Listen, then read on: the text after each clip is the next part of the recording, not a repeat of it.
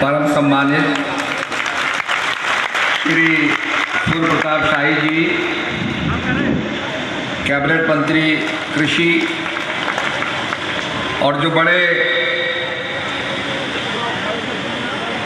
लग्न से और बहुत ही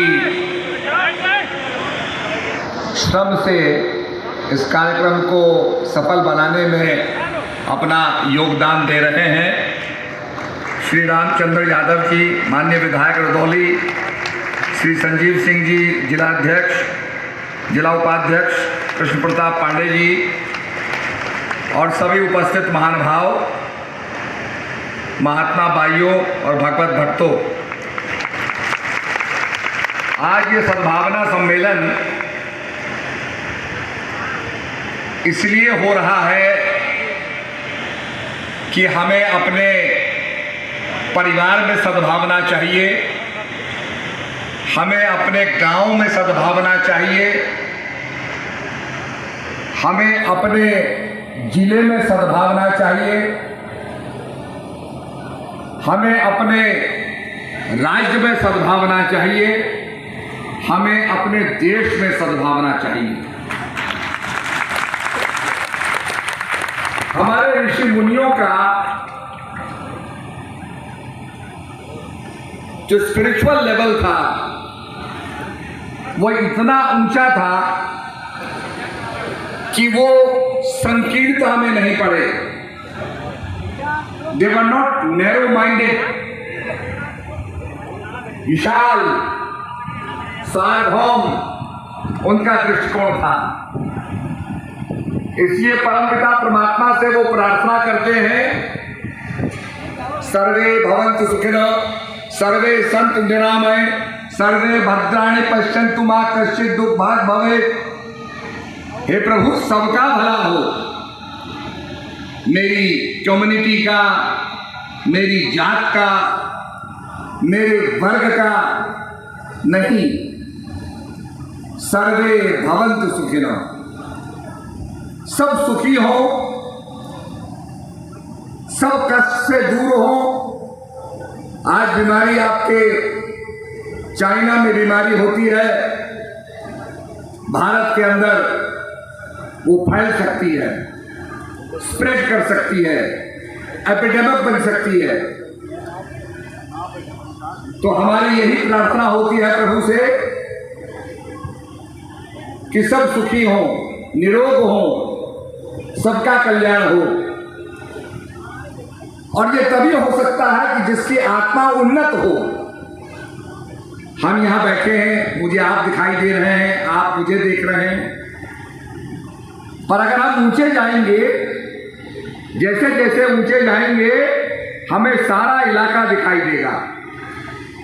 हवाई जहाज में यात्रा करते हैं तो पूरा लखनऊ दिखाई देता है। ऐसे ऋषियों की आत्मा जितनी ऊंची होती जाती है, स्पिरिचुअली इवॉल्व होती जाती है, उतनी समग्रता से वो देखते हैं। तो हमारे संतों ने सनातन धर्म के बारे में कहा है, धर्मो रक्षितः रक्षितः रक्षितः, जो धर्म की रक्षा करता है, धर्म उसकी भी रक्षा करता है। आज जो हम अपने महापुरुषों का उदाहरण देते हैं, प्रभु राम का उदाहरण देते हैं, श्री कृष्ण महाराज का उदाहरण देते हैं, हम इसलिए उदाहरण देते हैं कि वो सनातन धर्म पर चले। जिस समय युधिष्ठिर महाराज पानी लेने के लिए जाते हैं, पानी लेने वाले ही थे कि यक्ष पूछता है, युधिष्ठिर मेरे बातों का, मेरे प्रश्नों का जवाब दो। और उसका प्रश्न था, कहां पंथा, व्हाट इज द वे, क्या रास्ता है जिस रास्ते पर चलना चाहिए। तो युधिष्ठिर कहते हैं, तर्को अप्रतिष्ठा श्रुतियों विभिन्ना नैको ऋषिस्त मतम प्रमाणम धर्मस्थ तत्व निहतम गुहायाम महाजनो ये गता सपंथा। एक तर्क दूसरे तर्क से कट जाता है, एक लॉजिक दूसरे लॉजिक से कट जाता है। धर्म से तत्व नियतम गुहायाम, और धर्म का तत्व बड़ा गोपनीय है। इसलिए महाजनो ये न गता सपंथा, जिस रास्ते पर महापुरुष चले, जिस रास्ते पर मर्यादा पुरुषोत्तम राम चले, जिस रास्ते पर योगी राज कृष्ण चले, उस रास्ते पर हमें चलना है। वह है सनातन धर्म का रास्ता। हम सनातन क्यों कहते हैं? सनातन का मतलब होता है जिसका आदि और अंत नहीं, और जिसका आदि अंत नहीं है, that has to be beyond birth and death. जन्म और मृत्यु से उसे अलग होना पड़ेगा, डिस्ट्रक्शन से उसे अलग होना पड़ेगा। और इसीलिए विज्ञान कहता है energy can neither be created nor it can be destroyed. शक्ति का जन्म नहीं होता, शक्ति का नाश नहीं होता। The law of conservation of energy, ये एनर्जी का सिद्धांत है। उसका रूप बदल जाता है पर एनर्जी का नाश नहीं होता। वही अविनाशी जो एनर्जी है, वही जो सनातन तत्व है, जिसका नाश नहीं होता, जिसका आदि नहीं है और अंत नहीं है। वो सनातन धर्म हमारा आधार है। उस सनातन धर्म के मार्ग पर प्रभु राम चले, उस सनातन धर्म के मार्ग पर श्री कृष्ण महाराज चले, उस पर सारे संत चले, ज्ञानी चले, भक्त चले। आपने और धर्म भी देखे होंगे, और धर्म, एक धर्म दूसरे धर्म से लड़ रहा है, एक देश दूसरे देश से लड़ रहा है। आपने सीरिया, इराक, ईरान, सऊदी अरब, कुवैत, सारे देशों की लड़ाई के बारे में आपने पढ़ा होगा, किस प्रकार से लड़ रहे हैं। हम सनातन धर्म की बात करते हैं जिसका आदि अंत नहीं है। इसलिए प्रभु राम का यहां मंदिर था। कुछ लोग उसे बाबरी मस्जिद कहते हैं। आप ये सोचिए कि प्रभु राम पहले हुए या बाबर पहला हुआ? कौन पहला था भाई? प्रभु राम पहले हुए। तो जो उनका स्थान होगा वो पहला स्थान होगा। बाद में तो लोग आक्रमण आए, बाद में कब्जा किया, रूप में परिवर्तन किया, और आज 500 साल संघर्ष के बाद आज प्रभु राम का भव्य मंदिर बना है। ये अपने आप में ऐतिहासिक और अविस्मरणीय है। मैं निश्चित रूप में इससे सभी तरह लोगों को धन्यवाद देना चाहता हूं। तो इसलिए सनातन धर्म बहुत इंपॉर्टेंट है। आज दुनिया के अंदर हम जाते हैं, लोग सनातन धर्म को जानना चाहते हैं, योग को जानना चाहते हैं। योग का मतलब होता है चित्त वृत्ति दुर्दश्च योगा। जो चित्त की वृत्तियों को, आज आदमी का चित्त इतना चंचल हो गया है, मैं ये करूं, मैं ये करूं, मैं ये करूं या ना करूं, इसकी वृत्तियों का निरोध, मन को एकाग्र करना। जैसे कुरुक्षेत्र में, ये आवाज यहां से नहीं आ रही है स्पीकर से, जैसे युद्ध में अर्जुन का चित्त भ्रमित हो गया था, डिस्पॉन्डेंट हो गया था, और वो कहता है प्रभु मुझे क्या करना है मेरी समझ में नहीं आ रहा है, मैं रोमांचित हो गया हूं। भगवान उसको समझाते हैं, उसको मार्ग प्रशस्त करते हैं इसका, और उसकी समझ में नहीं आती। जब भगवान के आश्रित वो हो जाता है तब भगवान उसको ज्ञान देते हैं। युद्ध के मैदान में उसे ज्ञान देते हैं, राज विद्या का उपदेश कराते हैं, और भगवान कहते हैं ये राज विद्या सब विद्याओं की राजा है, अविनाशी है और करने में अति सरल है, सुगम है। उसका ज्ञान देने के बाद अर्जुन जब ध्यान करता है, अनुभव प्राप्त करता है, तब भगवान की ओर देख करके कहता है प्रभु मैंने आपको सखा कहा, मित्र माना, यादव माना, मुझसे भूल हुई, आप योगियों के योगी हो, मुझे क्षमा करना। और फिर वो कहता है, नष्टो मोह स्मृति लब्धा, हे प्रभु मेरा अंधकार नष्ट हो गया है और मेरी यादगार स्मृति तरोताजा हो गई है। तो कहने का अभिप्राय है वो आध्यात्मिक रास्ता है, सनातन का बोध करना, सनातन का अनुभव करना, ये संतों का मार्ग रहा है। संतों ने इसका प्रचार किया, किसी ने राम नाम कहकर के प्रचार किया और उस रास्ते पर चल के महापुरुषों ने संकीर्णता की सीमाओं को तोड़ दिया। प्रभु राम जब शबरी के आश्रम में आते हैं तो शबरी से कहते हैं कि देखो ये पंपा सरोवर बड़ा पवित्र गंदा हो गया है, हम भी अपने चरण डालेंगे। ऋषियों से आग्रह किया, भाई आप भी अपने चरण डालो। ऋषियों ने अपने चरण डाले, पंपा सरोवर पवित्र नहीं हुआ। प्रभु राम ने स्वयं अपने चरण डाले, फिर भी पंपा सरोवर पवित्र नहीं हुआ। फिर प्रभु ने आग्रह किया, शबरी अब तुम अपने चरण डालो। शबरी वाले सच्चाई, प्रभु मैं तो बहुत नीच हूं, छोटी हूं। भगवान ने कहा, भाई देखो मैं जात पात को नहीं मानता हूं, ऊंच नीच को मैं नहीं मानता हूं। शबरी मेरा एक नाता भक्ति से है, मानो एक भक्ति कर नाता। और शबरी जब अपने चरण डालती है तो पंपा सरोवर पवित्र हो जाता है। किसी ने कहा, भाई ये कैसे हो गया? पूछा किसी से तो उस प्रत्यक्षदर्शी ने कहा कि भाई देखो बात ऐसी है, जो ऋषि मुनि थे उनको बड़ा अहंकार था।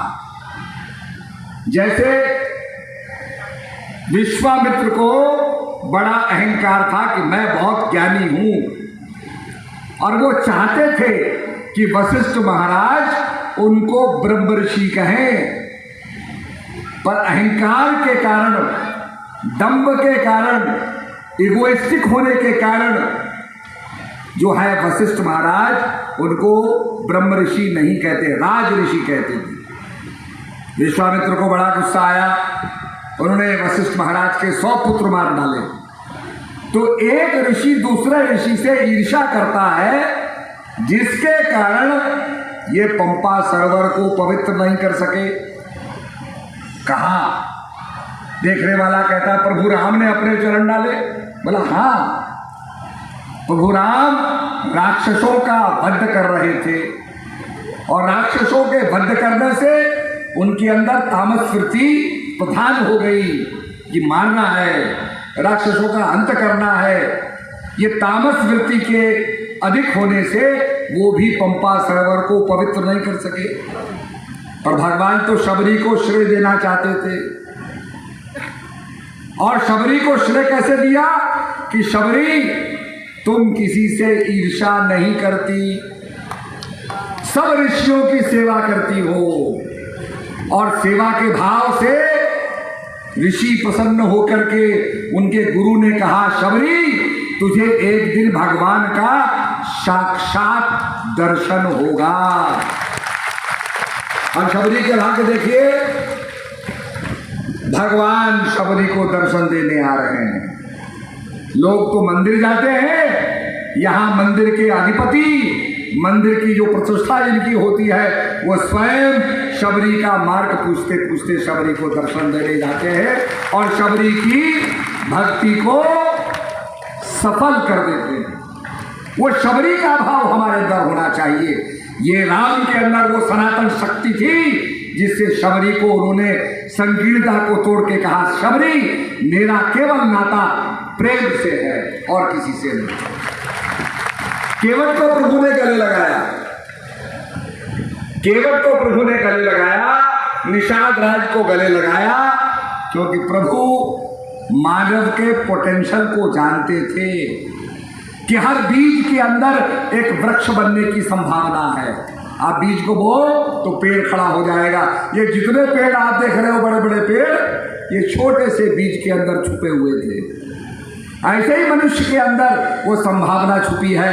जब उसे सनातन का ज्ञान प्राप्त होता है तो वृक्ष खड़ा हो जाता है और वो सद्भावना के जरिए संसार के अंदर ये संकीर्णता जो है, नैरो माइंडेडनेस जो है, छोटे छोटे रास्ते हैं, इनको समाप्त करता है।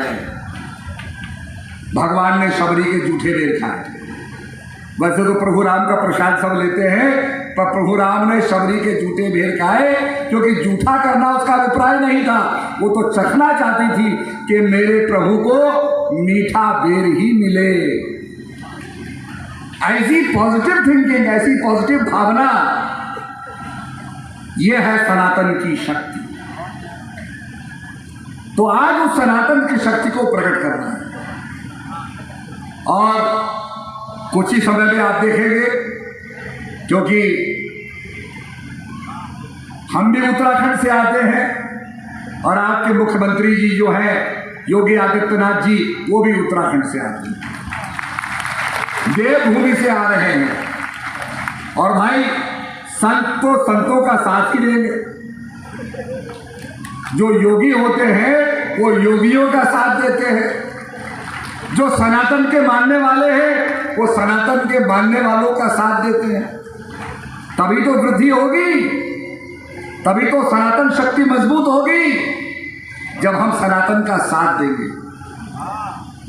सबसे बड़ी बात उत्तर प्रदेश में मैंने देखी कि लॉ एंड ऑर्डर बहुत बढ़िया है। उत्तर प्रदेश में आगे बढ़ने की संभावना है, पर अगर शांति होगी तो उत्तर प्रदेश और आगे बढ़ेगा। मुझे याद है, मैं जब रेल राज्य मंत्री था तो लोगों ने कहा साहब पहाड़ में रेल आनी चाहिए। मेरा सपना भी था पहाड़ में रेल जाए, पर पहाड़ में रेल कैसे जाएगी, असंभव है। मैंने देखा चाइना में बेजिंग से लासा तक, जो तिब्बत की राजधानी लासा है, वहां तक रेल पहुंचाने का काम किया गया। और मैंने संकल्प लिया अगर लासा तक रेल पहुंच सकती है तो मेरे उत्तराखंड में बद्रीनाथ तक भी रेल पहुंचेगी। करत करत अभ्यास से जड़मत होत सुजान, रस्सी आवत जात पर सिलपड़ पड़त निशान। उसको संभल करने के लिए कहां कहां नहीं हम गए, किसके पास नहीं गए, वो सैंक्शन हुआ और आज आपके ऋषिकेश से कर्णप्रयाग तक रेलवे लाइन बन रही है। हजारों लोगों को रोजगार मिल रहा है। डंपर ट्रक, टैक्सीज और बड़े बड़े ट्रक जेसीबी लगे हुए हैं। गांव वाले धनवान हो गए हैं, काम मिल रहा है, रोजगार मिल रहा है और रेल भी बन रही है। और एक दिन ऐसा आएगा कि आप भी रेल में बैठ करके बद्रीनाथ की यात्रा करेंगे। तो ये सेवा भाव, ये विकास करने का जो भाव, ये हमारा भाव है। और बिना किसी नफरत के मानव की सेवा करना, ये सनातन धर्म सिखाता है। तो इसलिए मैं आपसे ये विशेषकर आग्रह करना चाहता हूं कि भाई हम तो संत हैं, हम चाहते हैं, हमारा तो संकल्प है कि हमारा भारत विश्व गुरु बने। विश्व गुरु बनने के लिए सनातन धर्म की ताकत को आगे बढ़ाना होगा और योगी जी को ताकत देनी होगी ताकि सनातन धर्म की स्थापना हो और हमारा देश विश्व गुरु बने। उत्तर प्रदेश अपने आप में एक पूरे देश के बराबर है और निश्चित रूप में हम लोगों का पूरा सहयोग योगी जी को रहता है। अभी जो हमारे टेहरी डैम से जो पानी आता है, जब आपका पिछला कुंभ था, पानी की बड़ी आवश्यकता थी, मैंने ही डैम के लेवल को बढ़ा करके आपको पूरा भरपूर पानी दिया ताकि कुंभ के अंदर स्वच्छ पानी की कोई कमी ना हो। आज भी पानी आपको पर्याप्त मिल रहा है। तो निश्चित रूप में हमारा और योगी जी का सहयोग बना रहता है, जिससे पूरी जनता को लाभ मिलता है। योगी जी को ताकत देनी है, शक्ति देनी है, तभी सनातन धर्म मजबूत होगा। तो मैं आपसे ये निवेदन करने आया हूँ। अभी हम सड़कों से आ रहे हैं, यहाँ पहुँचने में कितना समय लगता है। आज नेशनल हाईवे बन गए हैं, बड़ी तेजी से हम जा रहे हैं, समय की बचत हो रही है, पूरी कनेक्टिविटी उत्तर प्रदेश से बनी हुई है। ये अपने आप में बहुत बड़ी बात है।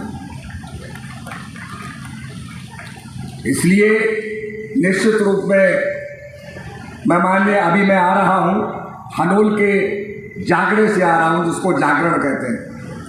हमारे माननीय प्रधानमंत्री नरेंद्र मोदी जी ने मन की बात में कहा था कि हिमाचल और उत्तर प्रदेश के बीच में एक जागरण होने वाला है। जागरण का मतलब जागरण, देवता का आवाहन, महाशिव देवता का आवाहन, उसका उल्लेख किया। तो आज हमने उसको अपना राजकीय पर्व घोषित कर दिया और उस पर्व को हम लोग मनाते हैं, जहां सब एकत्र होते हैं। और आज 120 करोड़ की योजना को हमने स्वीकृत किया है, पूरा मास्टर प्लान स्वीकृत किया है उसका। जब 120 करोड़ एक क्षेत्र में खर्च होगा, आप बताइए कितने लोगों को रोजगार मिलेगा। अयोध्या अंतर्राष्ट्रीय मानचित्र पर आ गई है। यहां पर दर्शनार्थी आ रहे हैं। वैसे भी प्रभु राम की जो गाथा है, भारत की सीमाओं को तोड़ते हुए विभिन्न देशों में गई है। आप यहां से थाईलैंड जाएंगे तो वहां पर रामकिन, रामायण को रामकिन बोलते हैं, अभिनय होता है रामायण का। रामायण राजमहल के अंदर रामायण के चित्र लगाए हुए हैं। उसके बाद आप कंबोडिया जाएंगे, वहां भी रामायण होती है। आप मलेशिया जाएंगे, वहां भी रामायण का अभिनय होता है। आप इंडोनेशिया, बाली जाएंगे, वहां भी रामायण का अभिनय होता है।